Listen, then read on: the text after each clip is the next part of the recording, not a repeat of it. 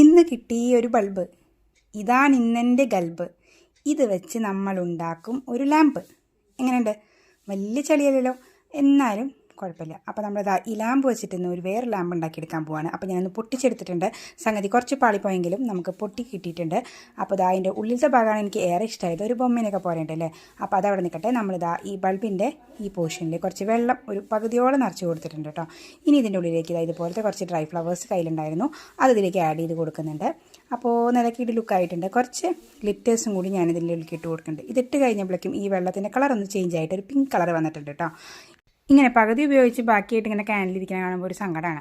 അപ്പോൾ അതങ്ങനെ ചുമ്മാ ഇരിക്കുമ്പോൾ ഒരു ഭംഗിയിലോ എന്ന് വിചാരിച്ചിട്ട് ഇതുപോലെ എന്തെങ്കിലും ഇങ്ങനെ ഉണ്ടാക്കാമെന്നുള്ള ഒരു ആഗ്രഹം തുടങ്ങിയിട്ട് കുറേ കാലമായി. ഇപ്പോഴാണ് അതിൻ്റെ ആവശ്യമുള്ള ഒരു പാത്രം നമുക്ക് കയ്യിൽ കിട്ടിയത്, ബൾബ്. അപ്പോൾ ഇനി ഇതിൻ്റെ ഉള്ളിലേക്ക് നമുക്ക് ഇതാ തിരി വേണമല്ലേ. അപ്പോൾ ഞാൻ തിരി ഇതാ ഇതുപോലെ നല്ലൊരു കട്ടിയുള്ള നൂലെടുത്തിട്ട് നമ്മുടെ ഉരുക്കിയ മെഴുകിൽ തന്നെ മുക്കിയൊന്ന് ഉണക്കിയെടുത്തിട്ടാണ് കേട്ടോ ഇത്തിരി സ്റ്റിഫായിട്ടുള്ള നമുക്കൊരു നൂല് കിട്ടിയത്. കുറച്ച് വലിപ്പത്തിലാണ് നൂല് വെച്ചത്. ഇനി നമ്മളിതാ ഇതിങ്ങനെ വെച്ച് കൊടുത്തിട്ട് നമ്മൾ ഉരുക്കിയ മെഴുക് ഇതിൻ്റെ മുകളിലേക്ക് ഇതാ ഇങ്ങനെ ആഡ് ചെയ്ത് കൊടുക്കുകയാണ് കേട്ടോ. അപ്പോൾ അതാ വെള്ളത്തിൻ്റെ മുകളിൽ ഇതുപോലെ ഫ്ലോട്ടായിട്ട് നിൽക്കും മെഴുക്. അപ്പോൾ രണ്ട് തട്ടായിട്ട് ഇങ്ങനെ നിൽക്കണ കാണാം. അപ്പോൾ നല്ല ഭംഗി ഉണ്ടായിരിക്കും അല്ലേ.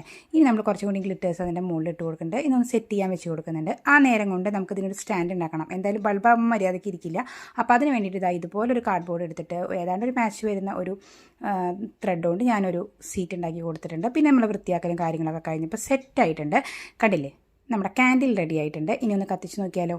അപ്പോൾ അതാ കത്തിച്ച് നോക്കിയപ്പോൾ അസലായിട്ട് കത്തുന്നുണ്ട്. അപ്പോൾ നമ്മുടെ ഇതുപോലെ ടേബിളിലൊക്കെ വയ്ക്കാൻ പറ്റുന്ന ഒരു നല്ല ഭംഗിയുള്ള ഒരു വാട്ടർ ക്യാൻഡിൽ റെഡി ആയിട്ടുണ്ട്. വേറൊരു ഫോം നമ്മൾ മുന്നൊരു ക്യാൻഡിൽ ഉണ്ടാക്കിയിട്ട് പാളിപ്പോയിട്ടുണ്ടായിരുന്നു, പക്ഷേ ഇത് നല്ല സൂപ്പറായിട്ടുണ്ട്.